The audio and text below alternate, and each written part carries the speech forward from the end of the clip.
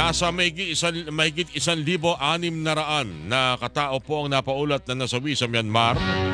Ito po dahil sa magnitude 7.7 na lindol na tumama noong Biyernes. Naramdaman din po sa mga kalapit na bansa, pati na ho ang Thailand. Sulat po ng Reuters, tiyatayang halos 3,000 mga gusali, 30 kalsada at 7 tulay sa Myanmar ang nasira po ng lindol. Bate na rin po sa initial assessment ng National Unity Government po doon, mga kapuso. Buena manong balita. Kaugnay ng balita nga, makakausap po natin Undersecretary for Migration Affairs ng Department of Foreign Affairs, ang ating pong suki na ho sa naman ng mga balita, Yusek Eduardo De Vega. Yusek Ed, kumusta ka na? Magandang umaga sa iyo. Si Orlito ng DCWB. Sir, Yusek. Magandang umaga, Orly. Happy Sunday. Mapisani din po sa inyo at maraming salamat sa pagpapaunlak kahit napakaaga po ngayon pong linggong ito. Pero siguro nung mga nakarang araw pa ho kayo nagbibigay po ng mga development sa lindol na nangyari po sa Myanmar, hanggang sa Thailand. Sa Thailand, buti na lamang wala tayong naririnig na may mga naapektuhan doon para mga kababayan man natin o maging mga local resident po sa Thailand. Pero sa Myanmar, maraming nangangamba. Nasa 1,600 ang nasawi. Yusek, may balita ho pa tayo dito, lalo na ho yung sinasabing mga dalawang nawawalang Pilipino. Pinakauling detalye po, Yusek. Actually po, ang uling detalye, 4 ang unaccounted for. No? Hindi na 2, 4. 4 na nawawala, missing, na Pinoy. Or unaccounted for. Unaccounted for. No? So pagkasala na lang natin na lumitaw pa sila at hindi lumitaw na sa ilalim ng debris ng building, no, na nahulog, no, gumuho, no. Opo. Pagkasala natin, yung iba mukhang wala nang ibang nawawala or nasaktan, no. Obviously sa Thailand wala po dahil kahit na napakaraming Pilipino sa Thailand, I mean lagpas 20,000, lagpas na 20,000, hindi naman nagsibaksakan ng buildings doon at more or less mabalik na sa normality. Yung yung Myanmar hindi. Humihingi nga sila ng tulong sa ibang bansa. Ito lang sinabi nyo, maraming namatay. So pag-asa natin mga kababayan natin doon. Alright. Anong mga detalye po nung 4 na unaccounted for? Ito ho ba'y mga workers, office workers o nagtatrabaho sa isang lugar at maaaring doon naroon ng mga ito nung mangyari ang lindol, Yusek? Yung may dalawa dyan mag-asawa tapos doon sila sa isang building, yun daw ang kanilang residence. Oh. Gumuho yung building, bumagsak eh. Lahat ng Myanmar na to, itong mga nasa Yangon, nasa Naypyidaw, nasa malapit sa Mandalay, kung saan may nawawalang mga professionals yan, usually mga teacher, mga office workers, no? Hindi sila makasampay or simple, mga blue collar. Blue collar po. Meron doon sa Myanmar pero hindi doon. Alam natin yung mga napilitan magtrabaho, scammers. Marami na tayong nire-repatriate nun eh. In fact, galing nga ako Myanmar at Thailand 1 week before the earthquake. Nakikibalita ka kami sa inyo tuwing merong i-repatriate na biktima ng mga scam hub sa Myanmar. Kumusta ho nga pala itong pagpapauwi natin ng mga nabibiktima ng scam hub dyan sa Myanmar? Apektado rin po ba? Dahil mukhang, kumusta ho kaya? Anong balita sa airport po doon? Upo. Monday at Tuesday, nag-uwi kami, no? 30 Monday. Tapos Tuesday, lumipad ako papuntang Bangkok na may chartered flight. Pagdating doon, may pinikap kaming almost 200, no? 176 as umuwi, no? Hindi naman uuwi ito galing Myanmar. Patawid yung mga ito papuntang Bangkok, papuntang Thai border. Tapos galing doon, sinusundo sila, dinadala sa Bangkok, no? Kasi nga doon sila dinadala sa border nila. Ang mangyayari diyan, next week wala muna repatriation. Meron pa tayo mga 50 o 60 doon eh. Siguro week after next month. By the way, yung airport sa Thailand bukas. Yung airport sa Myanmar sarado. Yung nga po paano kung may mga kinakailangan tayong repatriate? Do we need to transport them to Thailand or sa ibang bansa na functioning ang airport, Yusek? Yun na lang ang paraan kasi yung mga sa scam, no? Oo. Doon talaga sila through Thailand kasi doon sila sa border. Opo. Pero yung kunyari galing Myanmar, kailangan i-repatriate, kunyari galing Yangon, kailangan natin maghanap ng ibang paraan. Siguro dadalhin nga through Thailand din, no? Pero Ganun mas na rin. malayo. Oo, okay. Opo, mas malayo. Wala pa naman ngayon tumatawag sa ating mga embassy na naapektuhan, nasira yung kanilang bahay, pati mga opisina nila nagiba na rin at wala ng trabaho at humihingi ng tulong na umuwi nila ng Pilipinas. May mga ganun po bang mga balita sa ating embassy po o consular office po sa Myanmar? Awa ng Diyos, wala naman, no? Mhm. Ang tumatawag, lang, para sabihin na safe Okay sila, sila. no? Good. Pero mukhang itong apat, wala yatang kamag-anak sa Myanmar kasi wala naghahanap sa kanila. So, sana, wala yatang pamilya, no? Bukod sa kanila lang, no? We pray for them, lalo na ngayon. By the way, tutulong din ang Pilipinas. Nagpaplano tayo, magpadala, baka bukas magpapadala yung ating National Disaster and Risk Management Council ng mga medical team or team na yung marunong maghanap ng mga survivor. Rescue. Magpapadala tayo. Ginawa natin yun sa Turkey. Yung nga po yung ang aking susunod na question na Yusek, kailan ho tayo papadala? Ilang tao po ito at doctor and search and rescue team ho ba ito, Yusek? Opo, about 10 people, bukas yan, bukas ng gabi. Ilan po yun? Pasensya, napuputol, sorry Yusek, napuputol kayo. Ilan po yung pupunta? Ilang katao? Roughly about 10 people. 10 Kung hindi people. ngayong gabi, bukas ng gabi. Okay. Ibang Yusek ang in charge dyan, si Yusek Gary Domingo, DFA din. By the way, okay. balik tayo sa yung mga gustong kumontak. Kasi walang kumukontak, pero pwede kong bigay numbers. No? Okay, Merong sige hotline please. number. Susulat Yung yun. sa Thailand, ito yung hotline number. No? Makinig po yung mga sumusubaybay. No? +66 81 989 7116. Ulitin ko po, mas mabagal. +66 81 989 7116. Ito po yung hotline para sa mga gustong tumawag sa mga kaanak na gustong kumusay ng kanilang mga kaanak sa Thailand. Naman yan, Okay.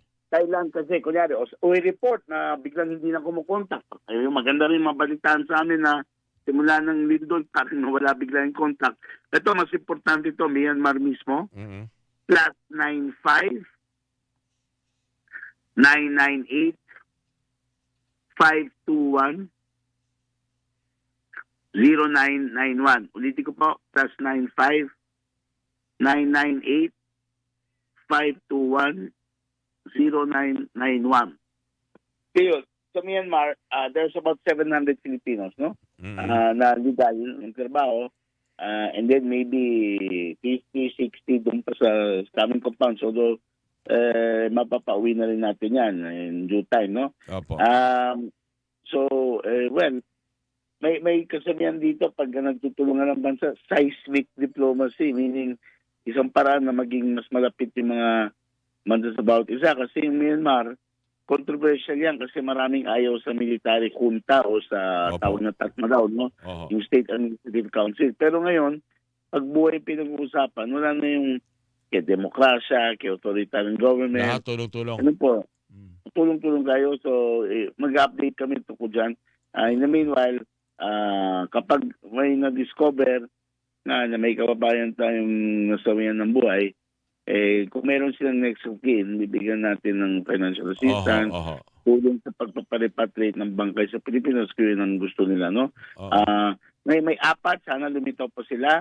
O at the very least, sana wala pa madagdagan. Okay, tama. Maganda nga yung term na gamit natin, unaccounted. Kasi hindi naman tayo tiyak kung sila ay doon sa gusali, saan sila nakatira, saan sila nagtatrabaho ng ito po ay gumuho. Yung dalawa nga pala, ano ho ba ito? Sabi niyo yung dalawa ay mag-asawa and residential. Yung dalawa, teacher ho ba pareho o isa lang ho? Lahat sila professional. Lahat sila teacher or sa office ng trabaho pa. Alright. Anyway, sana No? makita ho sila. By the way, Oho. alam mo, ayaw natin sabihin niya kasi sa mga ibang instances, pati sa Pilipinas, di ba may mga milagro? Tama po Kunyari, yan. matagal nawawala, tapos alala ko yung Natatagpuan. 1990, Yeah, tama po. oo, Oo. nung gumulit sa hotel sa Baguio. Wala nang 2 weeks later, may na-rescue pa, oo, 2 weeks wala later, nang sa Pine. Oo. wala na tayong inaasahan dahil halos ilagpas ilang araw na pero meron pa ring buhay na nailigtas. Tama po 'yon. Opo. Yusek, bago kayo pawalan, kumusta na ho yung 17 nagrally at hinuli sa Qatar? Nakapagpiyansa na ho ba yung 17 ito? Hindi pa. Actually, according to Ambassador si Melicor, Ambassador Melicor, ang pangalan niya yung Ambassador sa Doha. Mhm. Okay, kinuha ko yung evidence ngayon. Ang umabot, 19 na, hindi 17. Hindi 17, 19 ang inaresto pala. 19. Tapos merong isang ni-release. So actually 20, tapos may ni-release. At nakauusap na nila yung napayagan na makausap sila ng Qatar, no? So Oo. ang binibigyan sila ng kumpiyansa. Kaya gagawin lahat, sinusubukan pa rin natin na ma-release na lang. Kasi ito mga tinatanong daw sa kanila Mhm. are you a member of the organization behind this event? Are you organizing this event? Are you a member of an organization Okay. whose aim is to damage or disturb Philippine-Qatar relations or the Qatar government? Parang gano'n. So yun ang, parang alam nyo, meron silang goal na hinahanap kung ano naman ito kung kay Duterte lang naman to. So kahit na Nakiki-birthday lang. basta batas, baka pwedeng pakawalan pa. So we will update you about it. At the very least, nandun tayo. At kung talagang magpa-file ng charges, kasi yung political rallies, 3 years imprisonment yan, no? Oo. 3 years imprisonment. Kung magkakaroon ng charges laban sa kanila at imbis na pakawalan, bibigyan natin ng abogado. Oh, well, at least meron tayo siguro magandang nakikita para sa kanilang pagpapalaya kung sakasakali. Dahil sabi nyo nga, 20 silang inaresto, yung isa pinalaya, yung 19 mananatili at mukhang hindi naman mahirap ipaliwanag na hindi naman sila gagawa ng kaguluhan o ikababaksak ng ugnayan o relasyon ng Pilipinas at Qatar, Yusek. Yun po, opo. Kasi dapat may tinela para lang to sa dati Pangulo. By the way, dahil nandito na tayo sa politika, alam nyo, meron ng March 13, sinabihan na sila ng ambassador, nagkaroon ng advisory na itong mga political rally, labag sa batas. Kaya mga kababayan natin, siyempre meron tayong democracy, tayong freedom of expression, pero iba-iba yung mga rules sa ibang bansa. Kaya kung nasa ibang bansa kayo, susundan nyo yung local patakaran. Kung sinabing bawal mag-rally, hindi bawal mag-rally. Hindi dahil pinagbabawalan namin kayo, dahil siyempre, gobyerno kami, ayaw nyo mag-protest. Pero hindi yun, nasa ibang bansa kayo. Kung gusto nyo maglabas ng inyong mga sentimiento bilang sa politika, no? Kung saan kayong panig, may halalan. Kaya ngayon mismo, may overseas voters registration sa mga embassies. Right? While we speak, it's ongoing. Tapos, in preparation for the May elections. Kaya kung hindi pa kayo register sa abroad, mag-register na kayo sa mga embassies. Madali lang yung registration. Kukunin na kayo ng bioprints, ganyan. At gano'n po. Yan ang paraan. Kasi kung magrarally kayo, baka huliin pa kayo. Alam naman, I think, Yusek, alam naman ng iba yan. Mag-holding hands nga in public dun, bawal eh. Public display of affection. Bawal sa mga Islamic countries. Siguro alam naman nila, kaya nagbaka sakali marahil dahil baka may nanulsol eh. May plano ba ang ating embahadang imbestigahan kung sinong naglagay sa balag sa alanganin itong mga Pilipinong ito doon? Sa inyong tingin, Yusek? May idea na yung embassy kung sino kasi nasa social network eh. Okay. Nasa social network, hindi sila nagtatago. Nakalagay yung kami, organizers na to. Meron kaming trail, parang may balak sila, magmamarcha sila. Pero hindi naman sila manggugulo. Oo nga po eh. Tama. Kung sakasakali may investigasyon, meron bang kakausapin pa o pagsasabihan o baka pauwiin dito yung promotor? Mare. Pero ang puto, bibigyan sila ng legal assistance. By the way, kaya stricto rin ng Qatar. Kasi 80% ng tao sa Qatar, hindi tiga doon. Kaya gusto ng, kung nasa Qatar ka, alos na nakikita mong tao, hindi Qatari. Opo. Kaya gusto nila, maraming foreigner, kasama ng Pilipino, gusto nila na yung foreigners hindi dominate, hindi control yung bansa nila kasi mas marami sila. Kaya ayaw ng mga political ganyan, no? However, I'm confident na makakaroon tayong solusyon yan. Huwag lang sana maulit. Anyway, merong legal assistance, yung DFA, tsaka meron pa yung migrant workers na kasi doon, yung nagtrabaho para sa BMW. Lang kami may pondo para dyan kung lawyers na ang kailangan. So, ganun po. Pero mga kababayan, hindi pwedeng palagi na ganito na, Oo nga po. na pumunta kami ng pupunta dahil nag-rally kayo, no? So, remember, we respect your political views. Let's help each But other. sundan natin batas. Magtulungan tayo. Let's help each other. Para hindi... Okay, magandang umaga. Happy Sunday. Yes, sir. Thank you, sir. Thank you, sir. Salamat po sa inyo. Salamat po. God bless. God Okay, bless. kayo din po. Yun, Undersecretary. Hilingan, walang pinopro